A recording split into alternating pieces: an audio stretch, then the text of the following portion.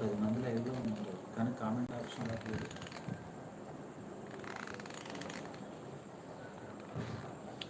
Hi friends, లీలాబాను ఛానల్కి స్వాగతం సుస్వాగతం. లైవ్లో పార్టిసిపేట్ చేసే వాళ్ళందరికీ కూడా గుడ్ ఈవినింగ్ అండి. లీలాబాను ఛానల్లో ప్రతిరోజు కూడా 7 to 8 లైవ్ ప్రోగ్రామ్ చేయడం జరుగుతుంది. ఏదో ఒక టాపిక్ కంటెంట్ తీసుకోవడం జరుగుతుంది.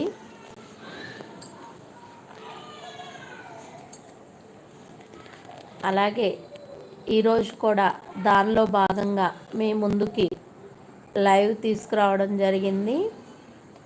అయితే అందరికీ కూడా మొన్న పడిన 10 రోజుల వర్షాల కారణంగా ప్రతి ఒక్కరికి కూడా వైరల్ ఫీవర్స్ ఉన్నాయి. ఎస్వివి వ్లాగ్స్ పద్మ గారు హాయ్ టీచర్ గారు అంటున్నారు. హాయ్ అండి. లైవ్ అయిపోయిందండి. ఈ లైవ్ ప్రోగ్రామ్ అయిపోయిందా? ఇందాక మీరు జ్వరం డన్. ఓకే అండి. జ్వరం తగ్గిందా అని అడిగారు కదండి. తగ్గలేదండి నాకు జ్వరంతో పాటు బాగా 2 కాళ్ళు 2 చేతులు జాయింట్స్ దగ్గర స్ట్రక్ అయిపోయినాయండి. కనీసం కాలు కింద పెట్టి నడవలేని పరిస్థితి. హాస్పిటల్కి వెళ్ళాను. నిన్న ఒక మెడిసిన్ ఇచ్చారు, ఈరోజు మళ్ళీ ఒక మెడిసిన్ మార్చి ఇచ్చారు. ఓహో ఎండి చేశాను. ఓకే ఓకే పద్మ గారు, మీలాంటి వాళ్ళు ఇన్స్పిరేషన్గా ఉండాలండి. యాక్చువల్గా అసలు లైవ్ చేసే ఓపిక లేదు, కానీ మన ఎస్వివి వ్లాగ్స్ మిమ్మల్ని చూసినాక కొంచెం ఓపిక తెచ్చుకుని సరే లైవ్ కంటెంట్ చేద్దాము అని చెప్పి మళ్ళీ నేను స్టార్ట్ చేశాను. ఈరోజు అయితే అస్సలు ఓపిక లేదు. మెడిసిన్ మార్చి ఇచ్చారు. కాళ్ళన్నీ స్ట్రక్ అయిపోయి కాళ్ళు కింద పెట్టలేని పరిస్థితి. కనీసం అసలు మార్నింగ్ నుంచి 2 అడుగులు కూడా వేయలేని పరిస్థితి నా కాళ్ళు. ఇప్పుడు అందరికీ కూడానంటండి వైరల్ ఫీవర్స్ అలా ఉన్నాయంట.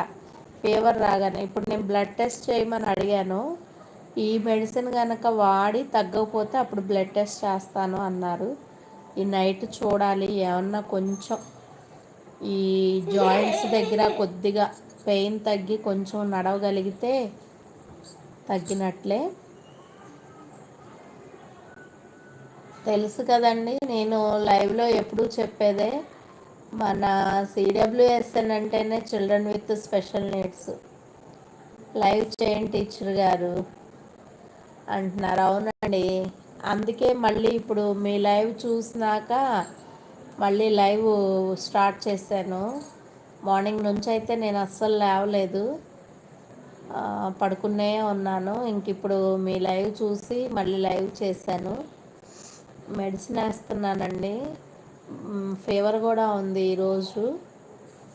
అయితే ప్రత్యేక అవసరాలు కలిగిన పిల్లలు అని చెప్పాను. సిడబ్ల్యూఎస్ఎన్ అంటే అస్సలు ఇలా మనకి ప్రత్యేక అవసరాలు కలిగిన పిల్లలు ఉన్నప్పుడు మనము మన హెల్త్ కండిషన్ బాగున్నప్పుడు ఆ పిల్లల్ని పెంచడం అనేది చాలా తేలిగ్గా ఉంటుంది.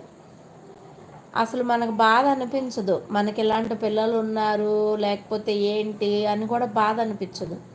కానీ ఎప్పుడన్నా మనకి అనుకూల పరిస్థితులు కాకోకుండా ఈ ప్రతికూల పరిస్థితులు ఉంటాయి చూడండి. మనకు ఫీవర్ రావడము, మనకి ఏదన్నా దెబ్బ తగలడము, మన పనులే మనం చేసుకోలేని స్థితిలో ఉన్నప్పుడు మళ్ళీ మన కోసం ఎదురు చూసే ఈ పిల్లలు ఉంటారు చూడండి.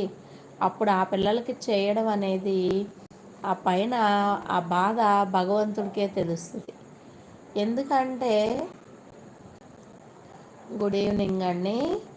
ఎందుకంటే అస్సలు 3 days నుంచి ఫీవరు, జాయింట్స్ పెయిన్, కాలు కింద పెట్టలేని పరిస్థితి. నేను ఏ పని చేయలేను. అలా అని మాకన్నా హెల్పర్స్ ఉన్నారా అంటే మాకు ఏ హెల్పర్సు లేరు. హస్బెండ్ నేనే చేసుకోవాలి. అలాంటిది ఒక్క పని భారం అంతా కూడా లీలాబాను వాళ్ళ నాన్న మీద పడిపోయేటప్పటికి ఆయన అస్సలు చేయలేకపోయారు పనిని.